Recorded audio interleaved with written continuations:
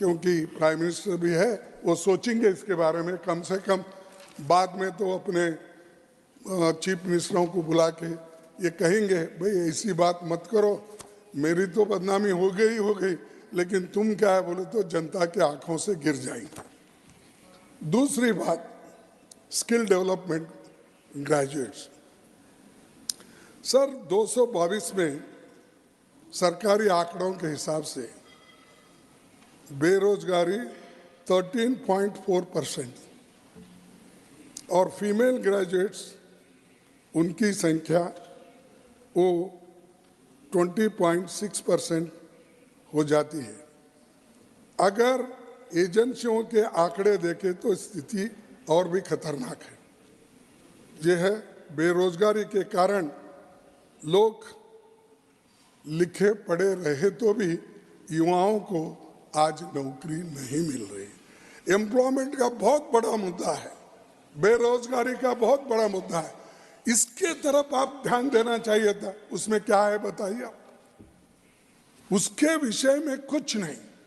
अब युवाओं को तो आप आकर्षित करते हो अपने भाषणों से, ये सब यहाँ जाओ, फॉरेन जाओ, कहीं कहीं जाते ना, हर जगह जाते हैं तो उनको बोल के अपने भाषणों से तो आकर्षित, लेकिन वो पाप बेचारा भूखे पेट से क्या सुनेंगे आपका बात? पेट भूखा है उसका, बेरोजगारी है, वो क्या सुनेगा? तो ये बेरोजगारी के लिए आपने क्या किया, ये हमारा सवाल है। लेकिन उसमें कोई जिक्र नहीं है उसमें। और आज महाराष्ट्र में एक उदाहरण देता हूं, 4500 वैकेंसीज के लिए जहां से हमारे लीडर ऑफ द हाउस आते हैं, 10 लाख एप्लीकेशंस आए और उसमें MBA, इंजीनियरिंग, ये सब लोग शामिल हैं। तो आप देखिए कितना हम रोज पर रोज कमजोर बनते जा रहे हैं। और दूसरा, आप देखे होंगे, प्राइम मिनिस्टर भी देखे होंगे, खासकर हमारे बीजेपी के प्रेसिडेंट, उनके स्टेट से और हिमाचल प्रदेश से, हरियाणा से, यूपी के बॉर्डर के लोग, बहुत लोग मिलिट्री में जाते हैं, फौज में जाते हैं।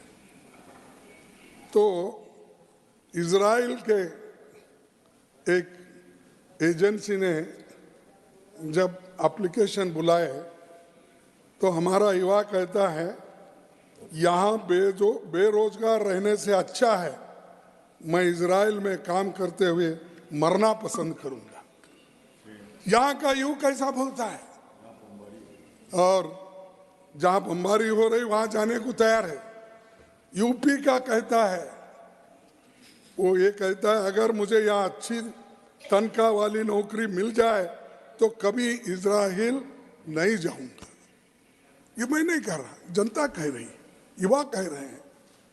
तो आप इनकी जो बात करते हैं, आज पब्लिक सेक्टर्स भी आप खत्म कर रहे हैं।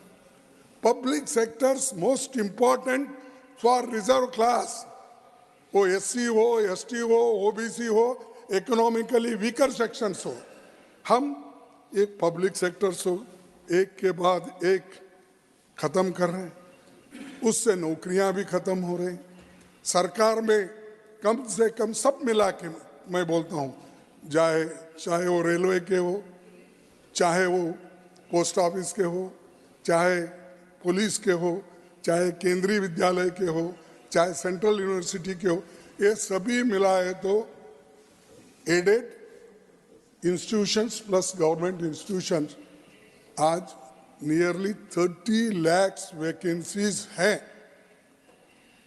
तो आप 10-12 हज़ार को रिक्रूट करते हैं और उसका एप्लीकेशन हमारे प्राइम मिनिस्टर के हाथ से दिलाते हैं।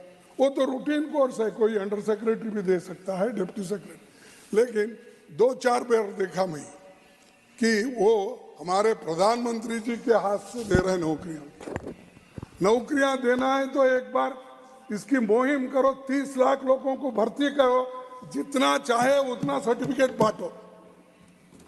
हम उस कहेंगे भाई ये ठीक है इतना, लेकिन 30-30 लाख वैकेंसी खाली और हम उसको उधर नज़रअंदाज हम कर रहे हैं।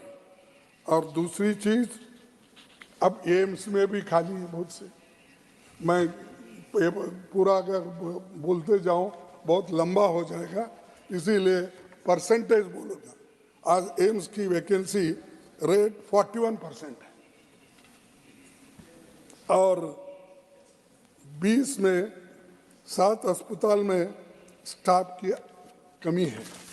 आपने बोला कि हमने एम्स करा और दूसरे इंस्टीट्यूशंस, हॉस्पिटल्स, वो ये बहुत लंबी चौड़ी अपने भाषण में उन्होंने कहा, लेकिन मैं पूछना चाहता हूँ जहाँ जरूरी है आप क्यों नहीं देते?